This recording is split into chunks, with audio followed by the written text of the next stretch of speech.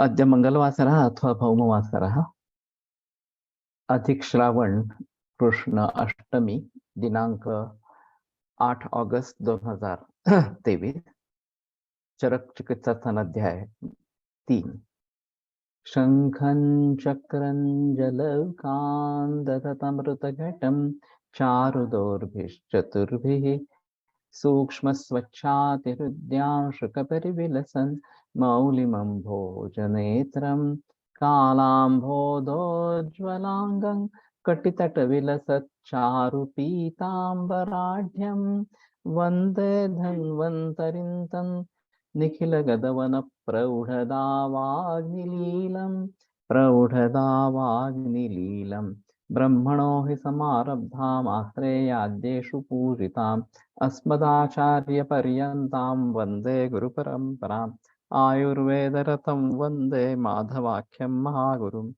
आयुर्वेदामृतं सर्वं शिष्येभ्यो यः प्रदत्तवान् द्रष्टाज्ञानी दृष्टकर्मा कृतकर्मा तथा च अध्यापको विषक्श्रेष्ठो महान् संशोधकस्तथा गुणैरेतैः समुच्चैः यत्कार्यं प्रतनोति सः समृद्ध्यर्थं हि कार्यस्य वयं नु प्रयतामहे सरस्वत्यै नमो यस्याः प्रसादात् गुणतपुण्यकर्मभिः बुद्धिदर्पणसङ्क्रान्तं जगदध्यक्षमीक्षते आत्रेयं प्रथमं वन्दे आयुर्वेदजगद्गुरुम् आयुर्वेदामृतं सर्वं गृहीत्वा हि सुरेश्वरात् अग्निवेशादिकेभ्यो यत् प्रेच्छत्मनि सत्तमः प्रथमं तन्त्रकर्तारम् अग्निवेशं नमाम्यहम्।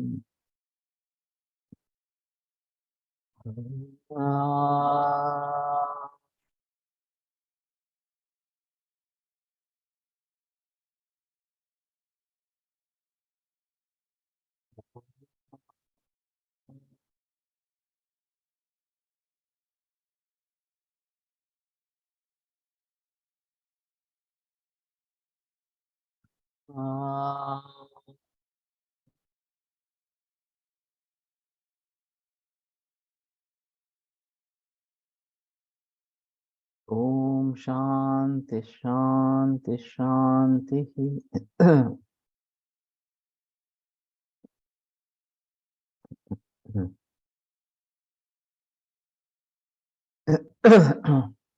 वमितं लंघितं काले यवागुभिरुपाचरेत् यथा स्वौषध सिद्धाभिर्मंड पूर्वाभिरादितः।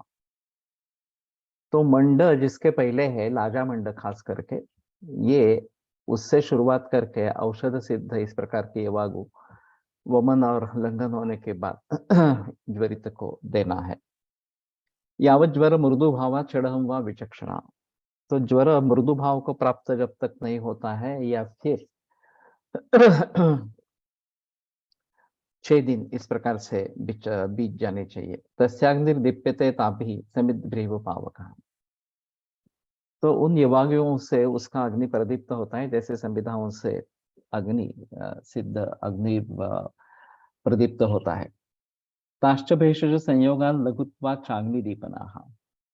तो औषधियों के संयोग से और लघुत्व के कारण वो अग्निदीपन है। वातमूत्र पुरीषाणाम दोषाणाम चानुलोमनाः। वातमूत्र पुरीष और दोष इन सभी का अनुलोमन करने वाली इस प्रकार के है। स्वेदनाय द्रवोष्णत्वात्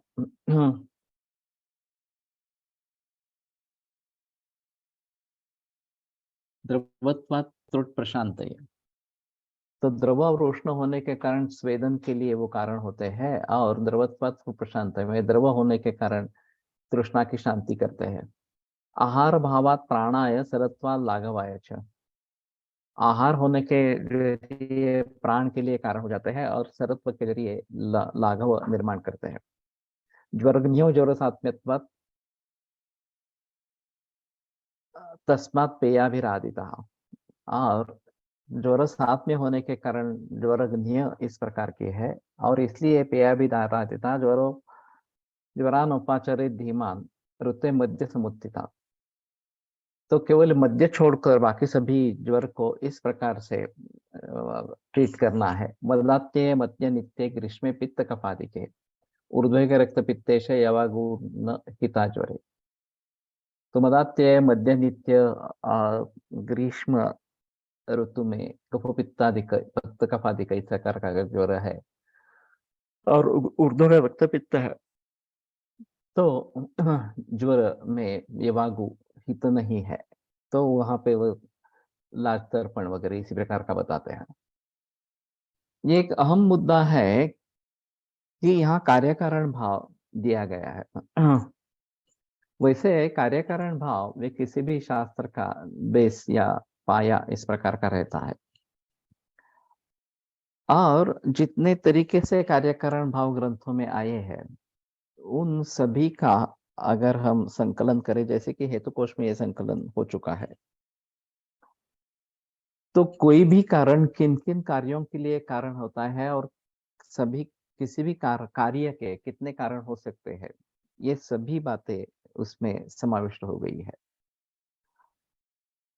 तो ये हमारे लिए एक अहम मुद्दा है, क्योंकि आयुर्वेद साइंटिफिक है, ये सिद्ध करने के लिए आज के ज़माने में खास करके। यहाँ कार्यकारण भाव कैसा है ये बताना बहुत ज़रूरी इस प्रकार का होगा, और ये कार्यकारण भाव यहाँ पे स्पष्ट इस प्रकार का है। तो ताश्च भेषज संयोगात् लघुत्वात् चाग्निदीपनाः, ये जो मंड वगैरह जो है और युष है इस प्रकार के यवागु है। तो औषधियों के संयोग के कारण और अ, लघु होने के कारण वो अग्निदीपन इस प्रकार की है। तो कहने का तात्पर्य अर्थ ये है की अगर दुसरी कोई चीज इस प्रकार की आपण स्वेदन करतो का ज्वरात प्रैक्टिकली, वहाँ अनग्नि स्वेद का निर्देश है, गुरु प्रावरण इस प्रकार का जो है वो लेना है, साक्षात अग्नि से स्वेदन नहीं करना है। क्योंकि वो फिर ऊष्मा को बढ़ा देगा, इसलिए गुरु प्रावरण यही लंघ स्वेदन के लिए कहा जाता है। जो भी दूसरी इस प्रकार की चीज हो कि जो भेषज संयोग से अग्नि दीपक हो या फिर लघु होने के कारण अग्नि दीपक हो, तो ये भेषज संयोग और लाघव ये अग्नि दीप्ति के लिए कारण है, ये एक महत्वपूर्ण है इस प्रकार से। वातमूत्र पुरुषाणां दोषाणां चानुलोमनाः, वातमूत्र पुरुष और दोष इन सभी का अनुलोमन करने वाली इस प्रकार की है। तो जब इस प्रकार से अग्नि प्रदीप्त हो जाता है इस प्रकार से, और फिर जो संचित भाव है उनका पचन होने से वो बाहर निकलने लगते हैं, चाहे वातमूत्र पुरुष हो या फिर दोष इस प्रकार के हो। स्वेदनाय द्रवोष्णत्वात् द्रवत्वात् हेलो। प्रशांत प्रशांत है। हाँ, सर। द्रव और उष्ण होने के कारण, उष्ण होने के कारण हो, हो। ये स्वेदन के लिए कारण होते बाकी हैं, ठीक है. ठीक आहे ना? और केवल द्रवत्व के जरिए ये बरं, तेच पण सांगायचं. तृष्णा निग्रह, हो, तृष्णा शमन करने हो नाही वाले का? इस प्रकार के होते हैं। होत नाही कधी का? तो ये बात ध्यान में रखनी है। तो द्रव प्रधान इस प्रकार का आहार अगर द्रव होगा तो तृषा की शांति करेगा, और द्रव उष्ण होगा तो स्वेदन भी करेगा। ये भी एक अहम बात है। तो केवल गर्म पानी पीना, ये भी काफ़ी रोगों की चिकित्सा है, क्योंकि द्रव है, तृष्णा का शमन करता है, पाचन करता है इस प्रकार से, और स्वेद निर्माण करता है। और स्वेदाध्याय चरक में जो बताया है, उसमें पहला ही श्लोक पुरुषमूत्र रेताओं से न सज्जन्ति कथंचन, पुरुषमूत्र और रेत कभी भी अगर स्वेदन अच्छा होता है तो टिकते नहीं है शरीर में, इस प्रकार की बात बताई गई है। और कोलटकर सर की अजीब केस है कि जिसमें उन्होंने कॉन्स्टिपेशन की तकरार थी, स्वेद बिल्कुल नहीं आता था, उसको त्रिभुवन कीर्ति दे दी थी। सर तो वैसे भी त्रिभुवन कीर्ति कभी ज्वर में प्रयोग नहीं करते थे, लेकिन त्रिभुवन कीर्ति से उसका कॉन्स्टिपेशन चला गया, वो ठीक हो गया इस प्रकार से, उसके स्वेद प्रादुर्भाव होने लगा और फिर कॉन्स्टिपेशन ठीक हो गया। तो ये बड़ी अजीब इस प्रकार की बात है। आहार भावात प्राणाय, ये आहार होने के कारण प्राण के लिए कारणीभूत इस प्रकार के हो जाते हैं, कारण हो जाते हैं। ये भी एक अहम मुद्दा है। कि प्राण शक्ति अगर हमें बढ़ानी है तो हमें आहार ही चाहिए इस प्रकार से। ये एक बात महत्वपूर्ण है। सरत्वात् लाघवायच, और सरगुण होने के कारण लाघव का कारण बन जाते हैं इस प्रकार से। तो सरगुण से ये दोष वगैरह को बाहर निकालेगी और फिर उसके जरिए शरीर में लाघव इस प्रकार का आ जाएगा। ज्वरज्ञ और ज्वर सात्म्यत्वात्। तो ज्वरज्ञ ये उनका प्रभाव इस प्रकार का है। अभी जो उपशम अनुपशय इस प्रकार से बताते हैं इस प्रकार से तो उसमें व्याधि सात्म्य वही सो ही व्याधि सात्म्य इति स्मृतः औषधान्न विहाराणाम उपयोगम सुखावम विद्या उपशयम व्याधेः, इस प्रकार से। हम्म, सही सात्म्य वित्त स्मृता, वही उसी को सात्म्य कहते हैं।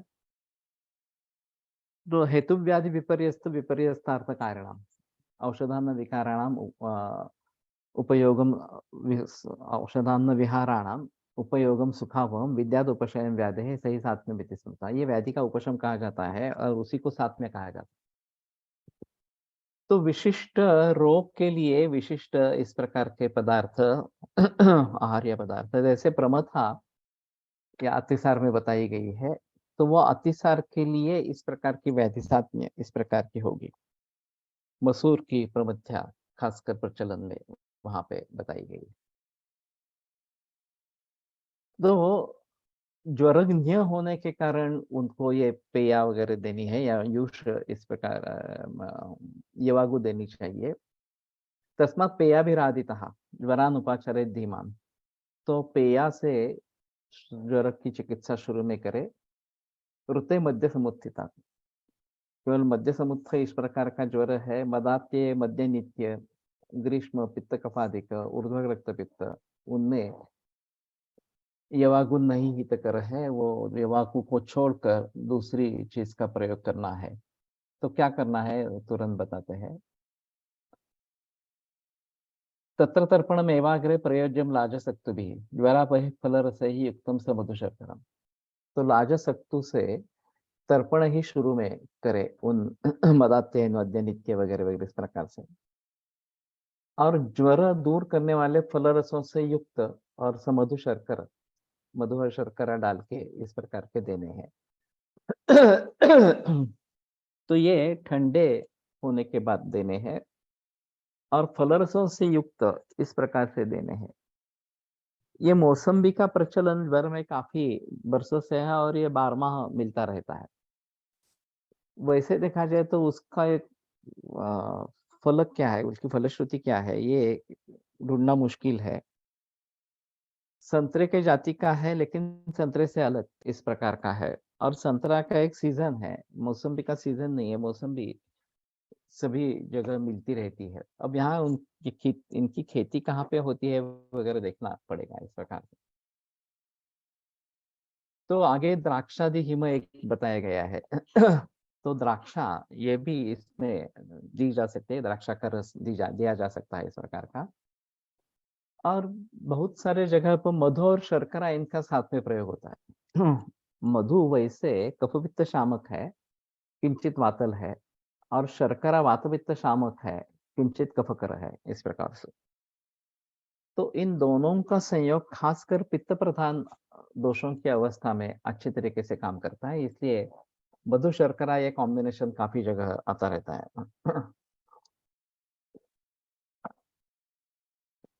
और फलरसों के बारे में ये ऑर्गेनिक हो ये देखना भी जरूरी इस प्रकार का रहेगा।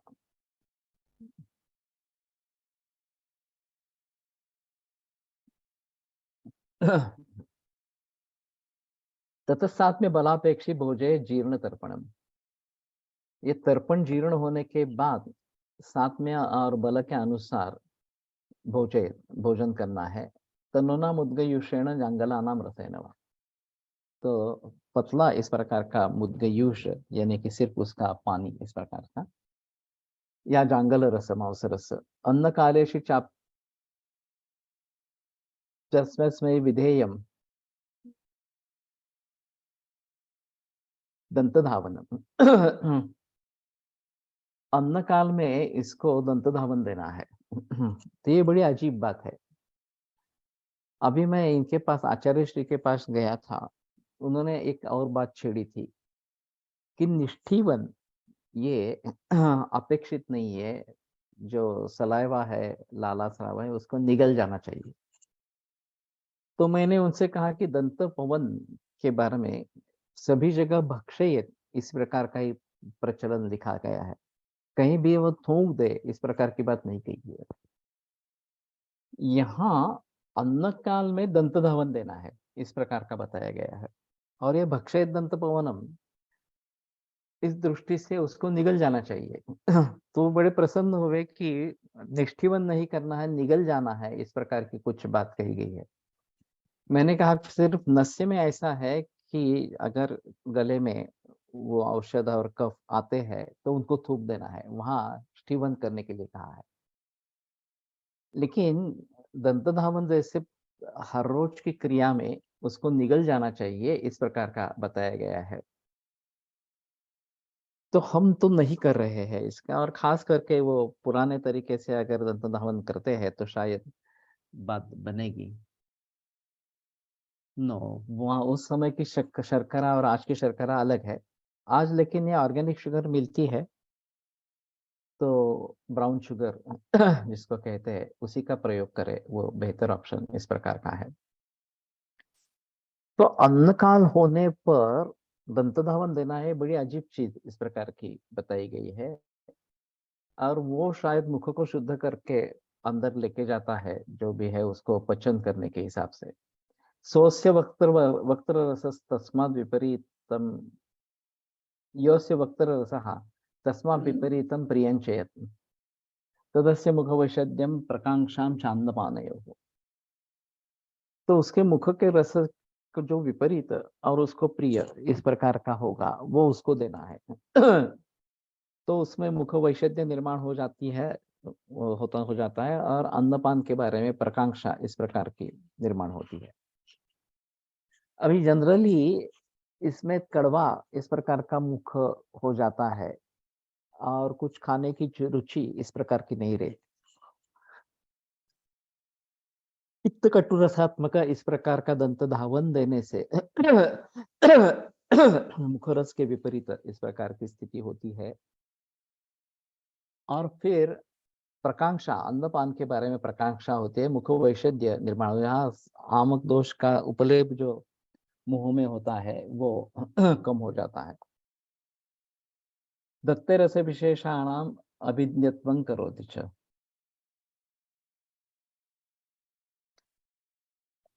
तो प्रकांक्षाम दत्ते और रस विशेषाणाम अभिज्ञत्वं करोति च, और रस विशेष के बारे में अभिज्ञा, अभिज्ञा का मतलब जो पूर्व अनुभूत है लेकिन अभी विस्मरण में गया है, उसकी पुनस्मृति होना। अभी कोविड-19 में काफी लोगों में ये लक्षण दिखाई दिया कि रस ज्ञान चला गया, क्या खा रहे हैं ये पता नहीं चल रहा इस प्रकार से। तो शायद ये इस प्रकार की चिकित्सा वहां पे करनी है कि मुखरस जो है उसके विपरीत रस का सेवन करवाना, जो उसको प्रिय हो। ये भी बात सही है। बच्चों में मुझे लगता है कि इंद्रियों का विकास क्रम से होने लगता है इस प्रकार से, और आवाज की तरफ ध्यान देना। चुटकी बजाएंगे या कुछ इस प्रकार का आवाज करेंगे तो बच्चा उस तरफ मुड़ जाता है, या फिर कम से कम गर्दन हिलाता है और वो सुनने की कोशिश करता है। ये शब्द गुण आकाश का गुण है और श्रोत्रेंद्रिय का विषय इस प्रकार का है। इसकी पहले शुरुआत इस प्रकार की होती है। फिर स्पर्श समझने लगता है, माँ का स्पर्श है या दादा दादी नाना नानी का स्पर्श है या और किसी का स्पर्श है, ये बात बात में आती है। शुरू में कोई भी उसको उठा सकता है और वो आसानी से उनके साथ रह सकता है, क्योंकि स्पर्श ज्ञान डेवलप नहीं हुआ। आगे चलकर ये देखना, पहचानना, ये बातें शुरू हो जाती है कि ये व्यक्ति है, ये व्यक्ति है। शायद आवाज से भी, स्पर्श से भी, इस प्रकार से और देखने से भी। तब तक रसकण का परिणाम नहीं दिखता। दांत उगने लगते हैं 8वें 9वें महीने में। तो उस समय में डीके माली का घर्षण दंत मांस पर करते हैं। वैसे डीके माली का गंध भी अच्छा नहीं है और डीके माली का स्वाद भी अच्छा नहीं है, बिल्कुल अच्छा नहीं है। लेकिन मुझे आश्चर्य लगा कि बच्चे आसानी से उसको सहन कर लेते हैं और उनको अच्छा लगता है। ये विपरीत इस प्रकार का रस होने के कारण, विपरीत इस प्रकार का गंध होने के कारण। तो रस ज्ञान उसके बाद में डेवलप होता है, ये अच्छा है, ये मीठा है वगैरह वगैरह इस प्रकार से। वैसे तो उस समय में केवल मीठा रस ही जाता रहता है। 6 महीने से अगर उष्णावन करते हैं, खाना खिलाना शुरू करते हैं इस प्रकार से, तो शुरू में तो केवल मधुर रस होता है, फिर लवण रस इंट्रोड्यूस हो जाता है पेया वगैरह के साथ या चावल के साथ। फिर धीरे धीरे अन्य रस, कोई फल रस वगैरह इस प्रकार से, जो खट्टे और मधुर इस प्रकार के हैं। और बाद में ये तिक्त रस तो बहुत बाद में आता है। कटु रस या फिर कषाय रस इसका, और फिर अंत में तिक्त रस ये इंट्रोड्यूस किया जाता है। तो ये इंद्रिय जो है वो धीरे-धीरे डेवलप होने लगते हैं। कर्मेंद्रिय के बारे में भी वही स्थिति है। कुछ बच्चों में पाद कर्मेंद्रिय अच्छा काम करने लगता है, चलने लगते हैं। कुछ बच्चों में वागींद्रिय अच्छा काम करने लगता है, बोलने ज़्यादा लगते हैं, इस प्रकार से। तो ये धीरे-धीरे इनका विकास होते रहता है। अतिसारातील मसूची रेसिपी प्रमथ्या नाम से अतिसार में आएगी, आए है वाग्भट या कोई भी किताब देखो, चिकित्सा अतिसार चिकित्सा में देखो, तो प्रमथ्या इस प्रकार की है। मुझे अभी पक्का याद नहीं है, उसमें कुछ औषधियाँ भी है और दाल से ज़्यादा पकी हुई इस प्रकार से और थोड़ा सेमी सॉलिड, सेमी लिक्विड इस प्रकार की होती है। तो ये तुम्हें वाग्भट में वगैरह सभी जगह मिल जाएगी इस प्रकार से।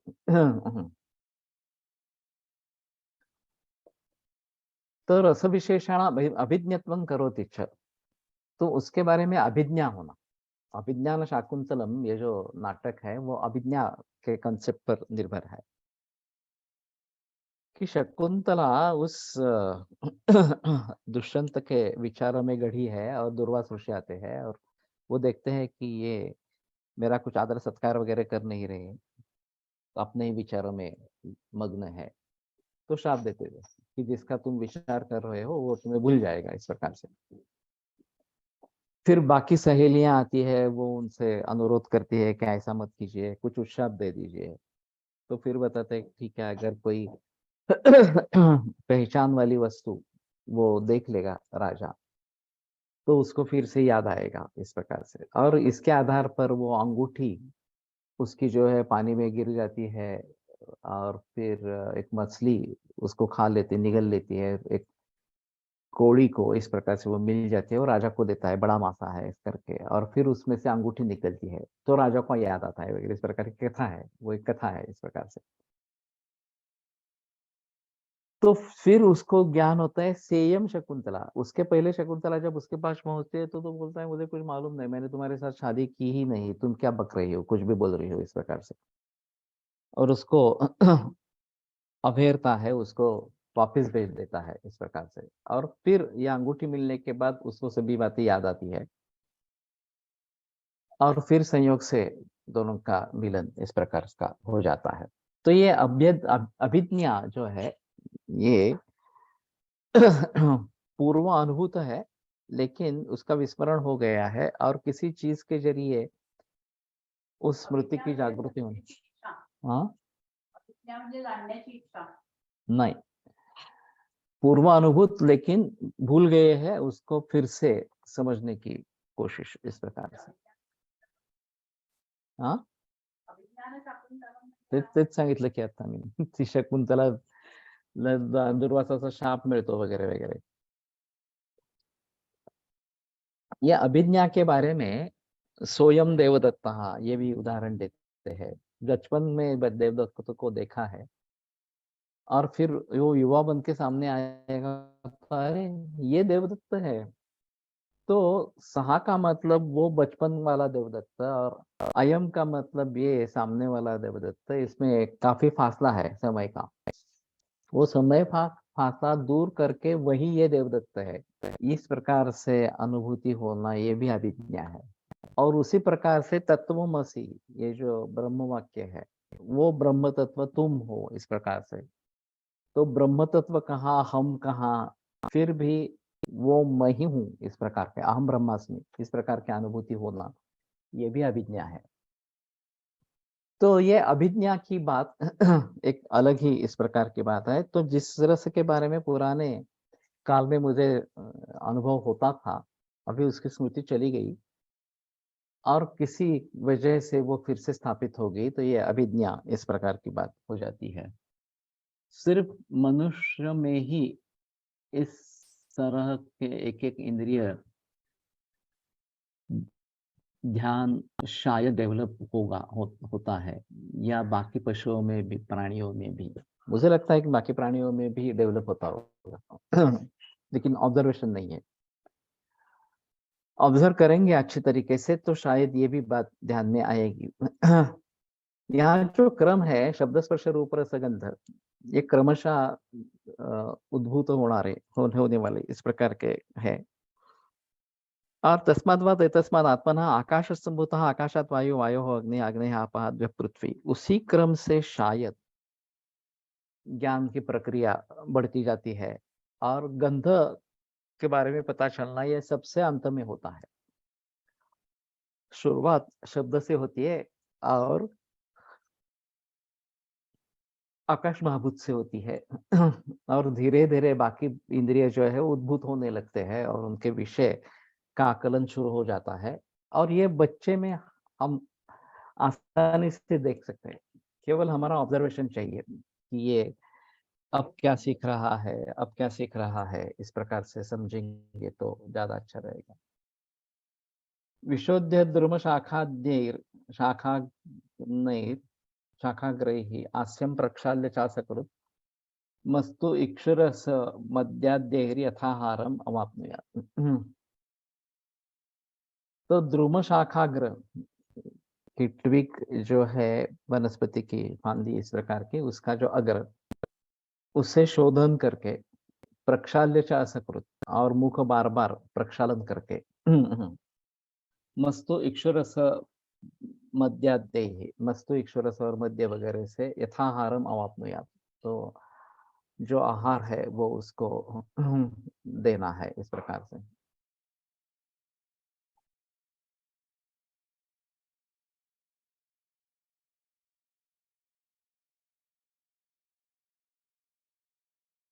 मृत्यु पूर्व इंद्रिय कम करना रिवर्स क्रम में बाद हो करने में बंद होता है या क्या देखना चाहिए?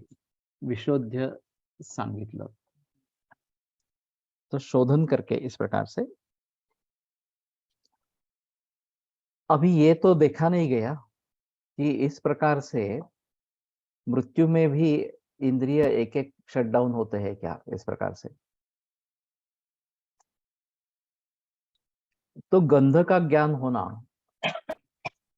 विपरीत क्रम से अगर जाना है तो पहले गंध का ज्ञान कम होगा, फिर रस का, फिर देखने का, फिर स्पर्श का और अंत में शब्द का। लेकिन ये देखना जरूरी इस प्रकार का होगा। वैसे भी ज्ञानेंद्रियों के बारे में ये जो डेवलपमेंट है उसके बारे में कहीं बहस की गई है मालूम नहीं है मुझे। मैंने ऑब्जर्व किया इसलिए मैंने बता दिया। लेकिन इसके बारे में कहाँ पे बहस की गई है क्या, ये देखना थोड़ा सा चाहिए इस प्रकार के बाहर टाकने।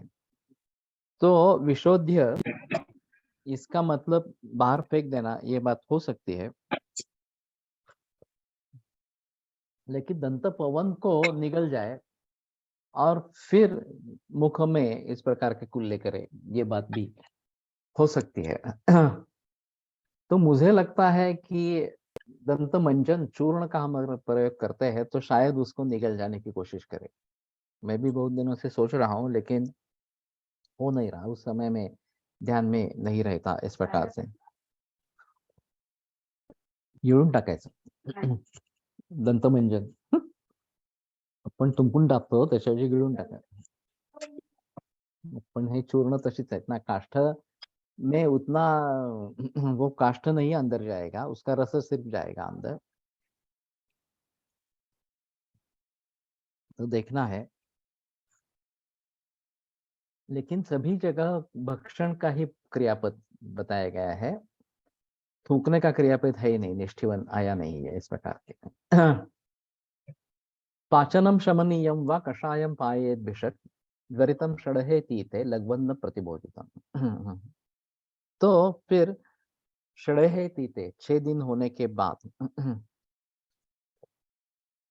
लघ्वन्न प्रतिभोजितम, लघु अन्न जिसको खाने के लिए दिया है, उसको पाचन या शमनीय इस प्रकार का कषाय पान के लिए देना है ज्वरित व्यक्ति को इस प्रकार से। तो 6 दिन के बाद इस प्रकार से औषध का प्रयोग पहली बार आया है। अभी तो मंडप्रिया वगैरह इसी से ही बात चल रही थी। और फिर अभी यह औषध की बात की गई है। योगो जोशी सर हमें पढ़ाते थे, मेरे लास्ट ईयर में था।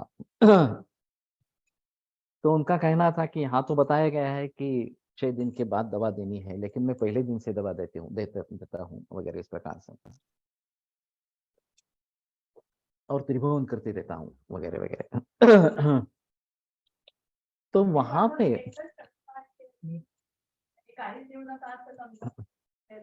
हाँ, पाचन औषध पण नाही द्यायची का? 6व्या दिवसानंतर देश, 6 दिवसात नाही, म्हणजे 6 दिवस काहीच द्यायचं. लंघनच करायचं। तो उनका कहना था इनकी जो मात्रा है कषाय वगैरह इस प्रकार की, वो 40 ml मिनिमम इस प्रकार की होती है, और इसलिए वो गुरु हो जाता है। और त्रिभुवन कीर्ति अगर 1 या 2 गुंजा मात्रा में दे देंगे तो वो काफी कम मात्रा है कि उसका याचा उलटा अर्थ असा पण नाही का? याचा उलटा अर्थ असा पण नाही का की जे लंघन करू शकत नाही तर त्यांनी सरळ हे करावं का?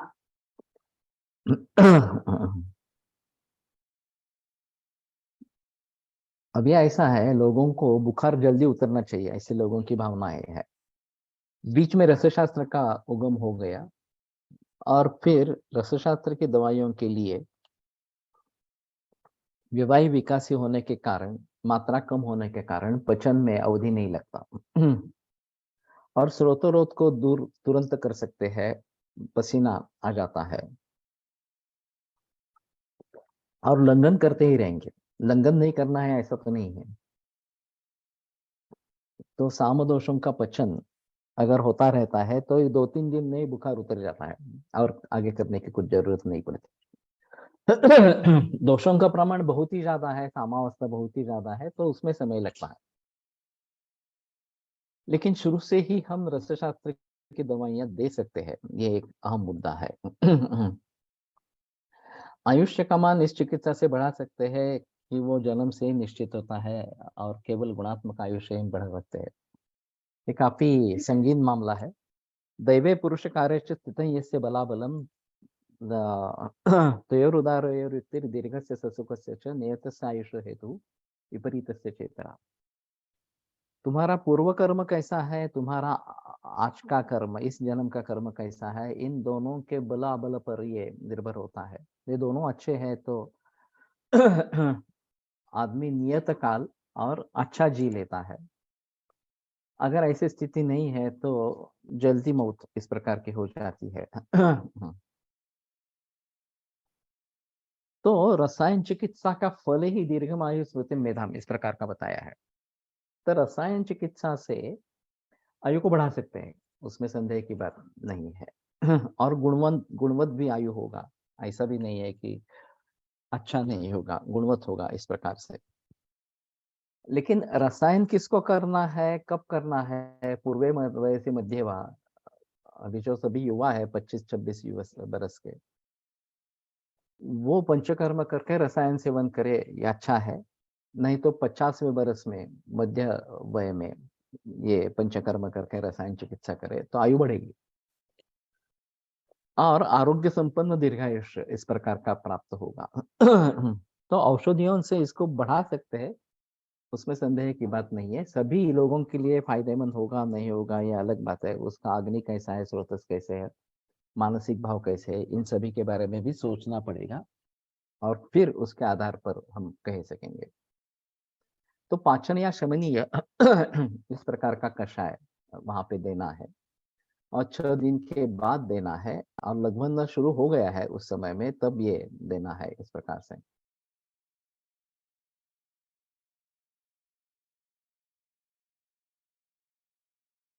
तभ्यंतेन विपच्यन्ते कुर्वन्ति विषमज्वरम दोषा बद्धा कषायण स्तंभित तरुणी ज्वरे। तो कषाय रस का प्रयोग बिल्कुल नहीं करना है कषाय में। यस्तु कषाय कषायस्य वर्जस तरुण ज्वरे, ये नीचे आया ही है। तो कषाय रस का प्रयोग करेंगे तो स्तंभन हो जाएगा दोषों का, पाक नहीं होगा और फिर विषम ज्वर बना लेंगे, निर्माण करेंगे। तो कषाय रस से दोष इस प्रकार से बद्ध होते हैं। तो स्तंभित अथवा तरुण ज्वर में उसका प्रयोग नहीं करना है। वैसे कषाय रस का प्रयोग ज्वर में करना ही नहीं है, ये एक अलग बात इस प्रकार की रहेगी। न तो कल्पनम उद्देश्य कषाय प्रतिषिध्यते, कल्पना के जरिए कषाय का एक मतलब वात इस प्रकार का भी है, या पंचविध कषाय कल्पना, ये सभी स्वरस कलक वात हिमफांट, ये सभी कषाय, उसको कषाय कहा जाता है। तो कल्पना के दृष्टि से कषाय का प्रतिषेध नहीं है, किंतु जो कषाय रस का कषाय है सवर्जस तरुण ज्वरे, वो इस प्रकार से तरुण ज्वर में नहीं देना है। नहीं तो लोग क्या समझेंगे कि ज्वर है, पित्त है, साथ में कफ या आम इस प्रकार का है, तो ठीक है कषाय रस का प्रयोग करेंगे तो पित्त शमन हो जाएगा इस प्रकार से। तो नहीं, यहाँ पे तिक्त रस ही देना है, ये सबसे अहम इस प्रकार का है। यह कषाय कषायस्य सवर्जस तरुण ज्वरे।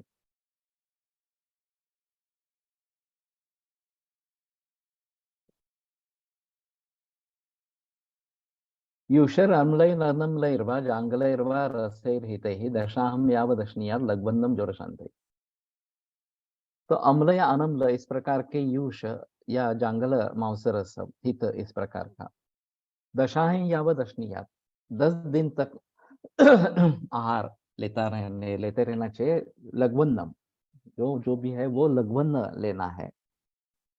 ज्वर शांति और ज्वर की शांति के लिए ये इस प्रकार के 10 दिन तक इस प्रकार से आहार लेते रहे इस प्रकार के। ते लघ्वन्न म्हणजे काय? हम्म लघ्वन्न म्हणजे फार तर मऊ भात किंवा विलेपी इस प्रकार के। दंतमंजन कौन से अंगुली से करना है, उसका क्या संबंध है क्या? जनरली तर्जनी से किया जाता है।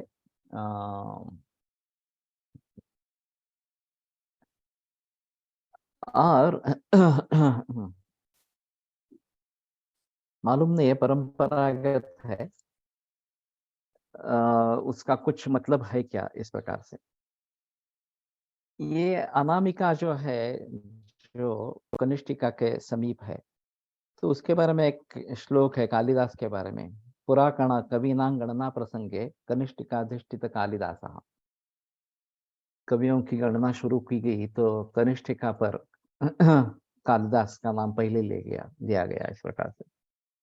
अद्यापि तत्तुल्य कवेर भाव्या अनामिका सार्थवती बभूव। और अभी भी उस जैसा कवि नहीं मिला है, तो अनामिका ये जो उसका अंगुली है, दूसरा अंगुली, ये सार्थ हो गई, उसका नाम सार्थ हो गया कि अनामिका कोई नाम ही नहीं है वहां पे इस प्रकार से। तर्जन ये डांटने के लिए तर्जनी का प्रयोग किया जाता है, और उसका और दंतमंजन का कोई संबंध हो ऐसा मुझे तो नहीं लगता। ज्वर में दाड़िम खाने को दे या नहीं, दाड़िम दे सकते हैं। खास करके पित्त प्रधान अवस्था अगर है तो दाड़िम का स्वरस या फिर वो केवल उसके जो दाने हैं उनको अलग करके वस्त्र में डाल के केवल सिकुड़ने से, उसको पीड़न करने से रस निकलता है। वो मिक्सर में डालते हैं लोग, तो मिक्सर में डालने की बिल्कुल जरूरत नहीं, उसमें कषाय रस बहुत ज्यादा आता है। एक अंगुली का एक महाभूत का एक अंगुली एक महाभूत का प्रतिनिधि, मुश्किल है थोड़ा सा बताना।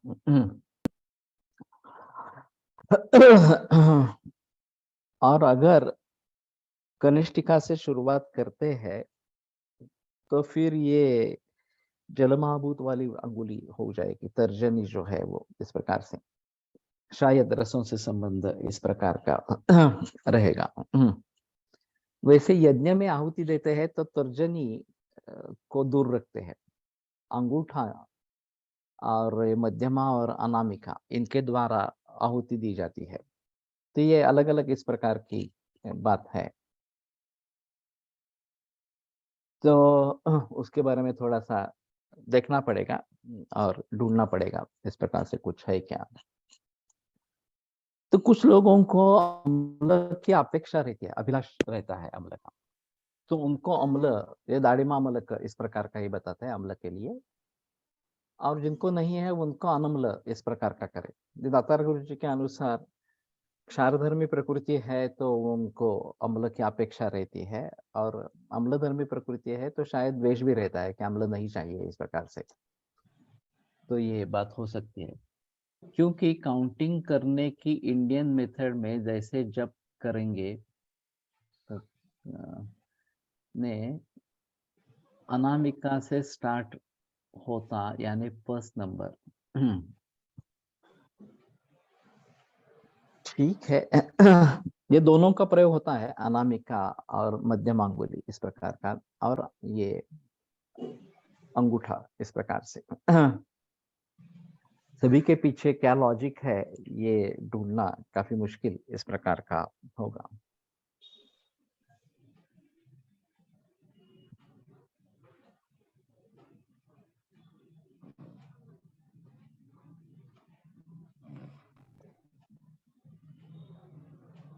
अतः ऊर्ध्वम कफे मंदे वातपित्तोत्तरे ज्वर के बाद कफ कम हो गया है और वातपित्तोत्तर ज्वर इस प्रकार का है, तो दोष परिपक्व है, तो उसमें सर्पिष पान, घृतपान, ये अमृत जैसा इस प्रकार का बताया गया है।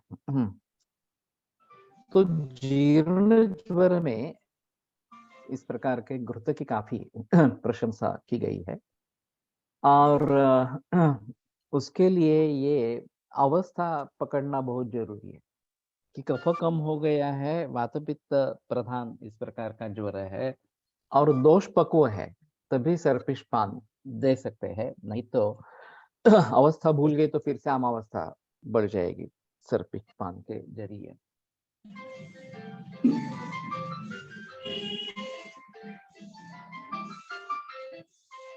करांगुली जल, अनामिका तेज, मध्यमा वायु, तर्जनी आकाश और अंगुष्ठ पृथ्वी, ऐसा पढ़ा है। लेकिन ये थोड़ा सा क्रम उल्टा पुल्टा हो रहा है। अनामिका वायु आकाश और ये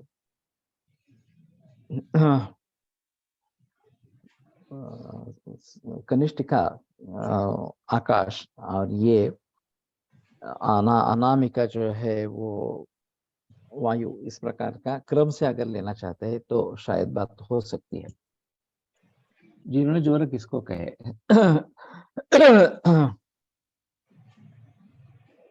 ग्रंथों में व्याख्या आई है, सप्तरात्रंच लंघनात् इस प्रकार से, और दोषों का पचन हुआ है, परिपक्व दोष है, तो जीर्ण ज्वर कहना है, ये सबसे अहम मुद्दा है। आगे आता है निर्दशाहम ज्ञात्वा कपोत्तरम अलंकितम तेयाम न पाये तेषाम तर्पणातिक्रमो हितः, इस प्रकार से, या वल्लभत्वा दर्शनम दद्यान मौसर से नच वगैरह इस प्रकार से। तो कहने का तात्पर्य अर्थ ये है कि जीर्णताम विपर्यासात सप्तरात्रंच लंघनात्, ये वाग्भट में कहा गया है कि आम विपर्यास इस प्रकार का हो जाए, इस प्रकार का हो जाए और 7 रात्र का लंघन इस प्रकार का हो गया तो जीर्ण ज्वर हो गया। लेकिन ये स्थिति अगर 7 दिन में प्राप्त नहीं होती है तो उसको जीर्ण ज्वर नहीं कहेंगे और उसमें घृतपान नहीं करेंगे, इसलिए ये आवश्यक है। इसीलिए तर्जनी योग्य समिधा, यज्ञ समिधा वर्ष और लघु शंका के लिए करंगुली निर्देश सर्वमान्य है और तिलक लगाने अनामिका। ठीक है, इसके बारे में अगर ऑथेंटिक कुछ जानकारी मिलती है तो ज्यादा अच्छा रहेगा। ये परंपरा के आधार पर तुम कह रही हो तो उसके बारे में थोड़ा जरूर सोच सकते हैं। ये बात सही है। निर्दशाहमपि ज्ञात्वा कफोत्तरम अलंघितम न सर्पे पाए दैद्या कषायस्तम उपाचरे।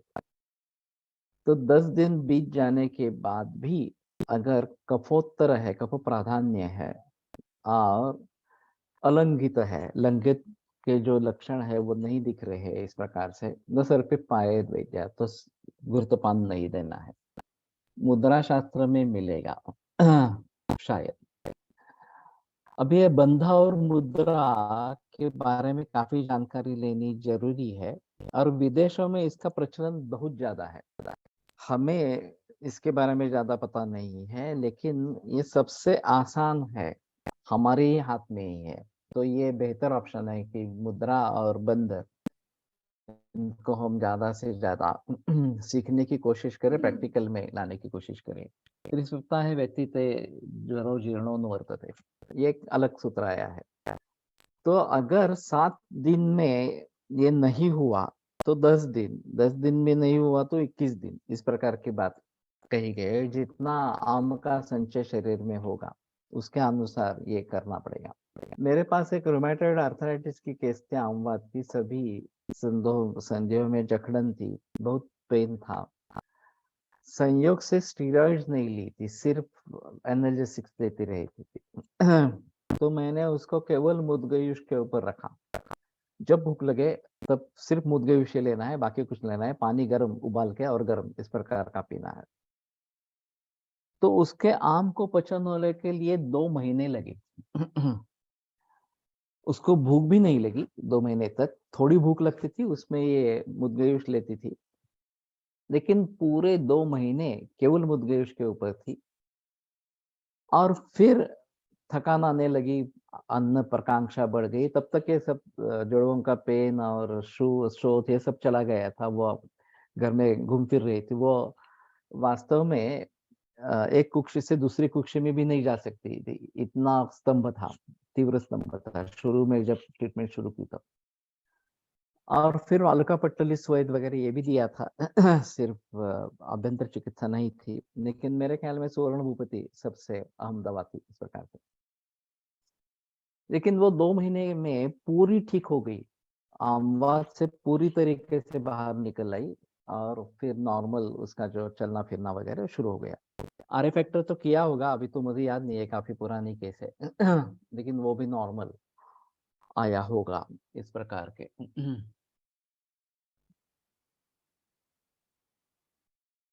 अध्यात्म में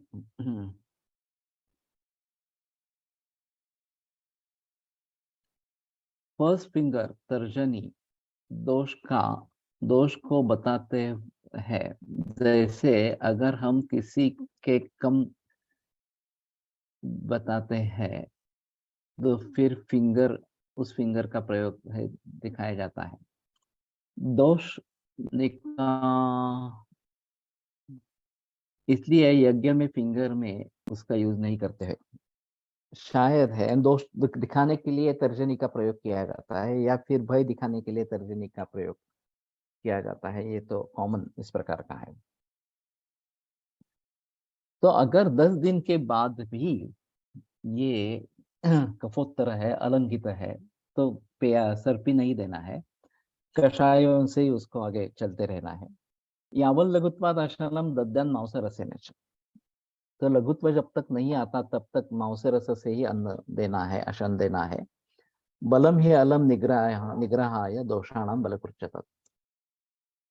क्योंकि दोषों के निग्रह के लिए बल ही समर्थ है, अलम इस प्रकार का बलकृच्यत। और ये मांसरस से अशन, ये बल देने वाला इस प्रकार का है। ये बहुत अहम मुद्दा इस प्रकार का है। खास करके जब दोषों का बल बहुत ज्यादा है, अग्नि बल कम है, शारीर बल कम है, मनोबल कम है, ऐसी अवस्था में केवल दोष प्रतिनिक चिकित्सा से या व्याधि प्रतिनिक चिकित्सा से फल नहीं मिलता। उसमें धातुओं का बल बढ़ाना ये बहुत जरूरी इस प्रकार का होता है। और मांसरस इसमें श्रेष्ठ है। तो ऐसी हालत में मांसरस के साथ अन्न देना, खाना देना, ये एक महत्वपूर्ण इस प्रकार का रहेगा। और उससे बल मिलेगा, और वो बल मिलने पर दोषों का बल कम होगा या दोषों का निग्रह हो जाएगा। तो केवल दोष प्रतिनिक चिकित्सा से बात यहाँ नहीं बनती है। हम कितनी भी कोशिश करें, दोषों का बल इतना ज्यादा है कि वो खाली हो जाता है, वो परिणाम नहीं करता। लेकिन धातुओं का बल अगर बढ़ाएंगे, जो रसायन चिकित्सा से बढ़ता है, दीर्घमायु स्मृति मेधाम आरोग्यम तरुणम वयः वगैरह वगैरह, तो ये बातें रसायन चिकित्सा से होती है, धातुओं का बल बढ़ता है। और इसलिए फणसलकर का कहना था कि सभी रोगों में अंत में रसायन और वाजीकरण योग आते हैं। उनका एक अच्छा विचार था इसके बारे में कि चरक के पहले 2 अध्याय में, चिकित्सा के पहले अध्याय 2 अध्याय में रसायन और वाजीकरण बताया गया है, और वहां नीचे फलश्रुति में रोगों की भी सूची है। और आगे चलकर रोगों के अधिकार में रसायन वाजीकरण प्रयोग का प्रयोग आता है। वो तो रसायन रोगों के अधिकार में बताया गया है इस प्रकार से। तो इसमें फर्क कैसे करेंगे?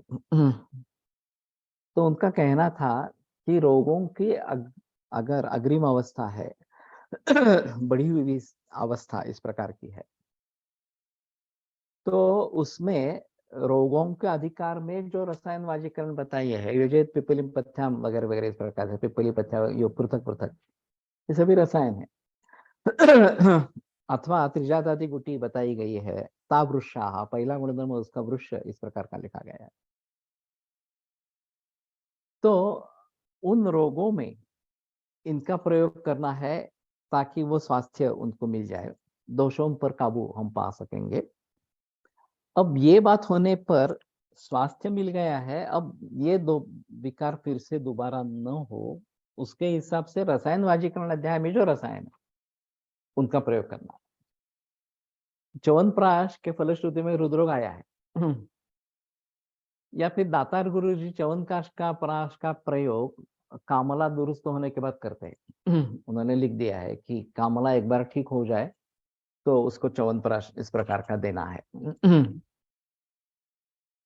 तो ये बात क्यों कही गई?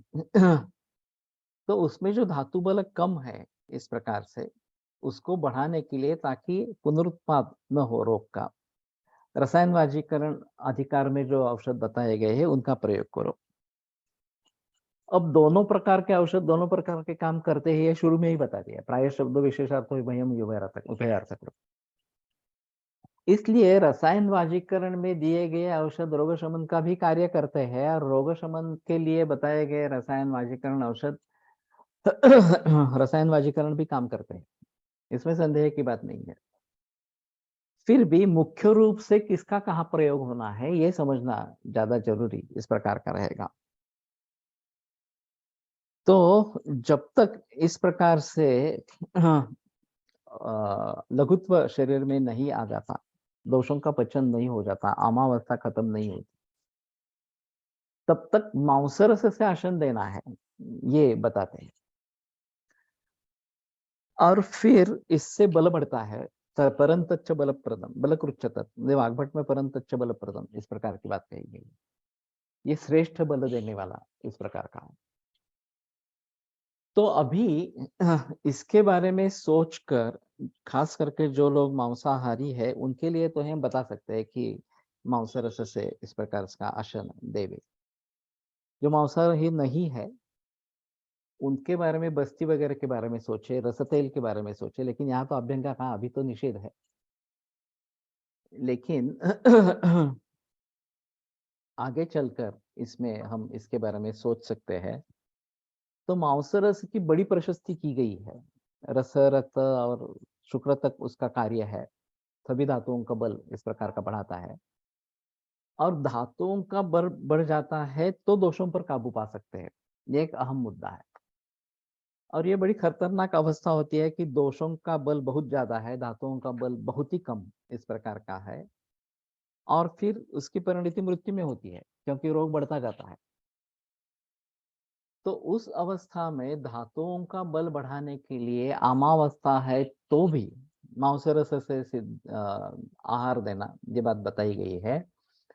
और बलम ही अलम निग्रहाय दोषाणाम, बल यही दोषों के निग्रह के लिए समर्थ होता है। ये बहुत बड़ा मुद्दा है, तो इसके बारे में जिक्र करना काफी आवश्यक इस प्रकार का रहेगा। और फिर दोषों का निग्रह एक प्रकार से हो जाए तो फिर हम आगे धातुओं के बल को बढ़ाते रहेंगे और बढ़ाते रहेंगे इस प्रकार से, और व्याधि को जीत लेंगे। सबसे अहम मुद्दा है कि व्याधि को जीत लेना।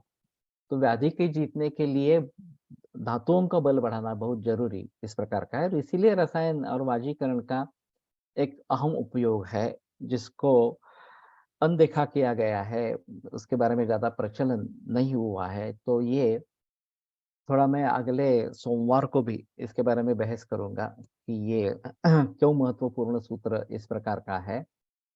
और दूसरे किसी तरीके से भी हम अगर बल को बढ़ाते हैं तो भी अच्छी बात इस प्रकार की रहेगी, लेकिन मांसरस से बल अच्छा बढ़ता है, ये बताया गया है।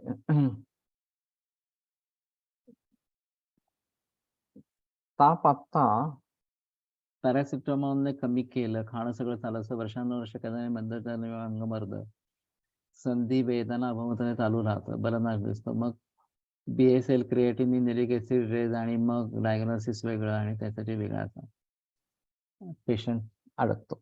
सही है। लेकिन मूल रूप से अगर हमें सुधार करना है तो सभी के बारे में एक सर्वांगीण दृष्टिकोण से देखना है। ये सबसे अहम मुद्दा इस प्रकार का रहेगा। और पूरी संप्राप्ति को ध्यान में लेना है, कैसे हुआ है, क्या हुआ है। कम से कम मैं अपेक्षा रखता हूं कि वैद्यों के घरों में आयुर्वेद ही होना चाहिए। अगर हमें एलोपैथी लेने की जरूरत पड़ती है तो वो हमारा पराजय मानना चाहिए, हमारे लिए नामुश्किल इस प्रकार की है। तो कम से कम हमें तो आयुर्वेद ही करना है। दूसरे वैद्य की सहायता ले लो, किसी बुजुर्ग वैद्य की सहायता ले लो अगर आपत्ति में हो इस प्रकार से।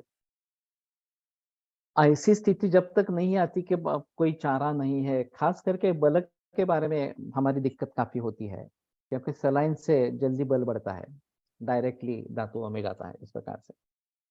और लोगों को ये मालूम है तो चलते हैं, नहीं नहीं चलो एक बार सलाइन दे देंगे तो अच्छा रहेगा वगैरह इस प्रकार से। तो हमारे लिए भी बड़ी समस्या है कि बल कैसे बढ़े इस प्रकार की अवस्थाओं में। अभी रसशास्त्र के औषधों के जरिए हम उसके बारे में सोच सकते हैं। तो ये एक अलग बात। अमवात में भी पेशेंट्स हीन सत्व हो तो उसको आमोपाचन के बाद रसायन में मांसरस दे सकते हैं क्या? दे सकते हैं, उसमें कोई आपत्ति नहीं है। I do that and win finally. Okay, तो ठीक है। कहने का तात्पर्य अर्थ ये है कि हमें आयुर्वेद में डटे रहना है। ये एक अहम मुद्दा इस प्रकार का है, और इस प्रकार की श्रृंखला में अटक जाना हमें तो टालना है।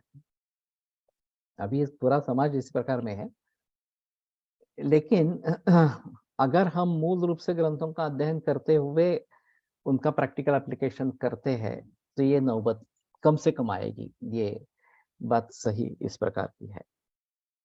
तो ठीक है, रुकते हैं और कल योग सूत्र को लेकर आगे बढ़ेंगे। आयुर्वेद प्रकांड निगदित इह हि शल्यतंत्र प्रधानः शिष्येभ्यः शाश्वतोऽयं निखिलजनकृपा व्याप्तचित्तेन येन आयुर्वेदस्य वाञ्छन् पुनरपि भुवने ताञ्च सुष्ठु प्रतिष्ठां श्रेष्ठं धन्वन्तरिं तं प्रणमति च सदा वैद्यवर्गो हि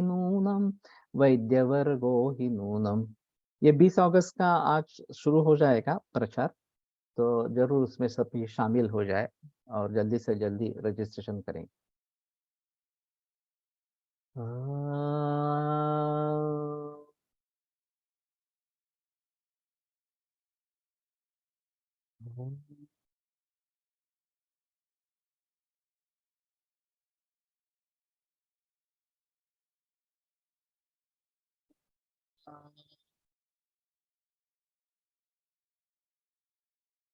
ओम शांति शांति शांति ही। ये सभी प्रकार के व्यवसायों के लिए है, केवल वैद्यों के लिए नहीं, ये बात ध्यान में रहे।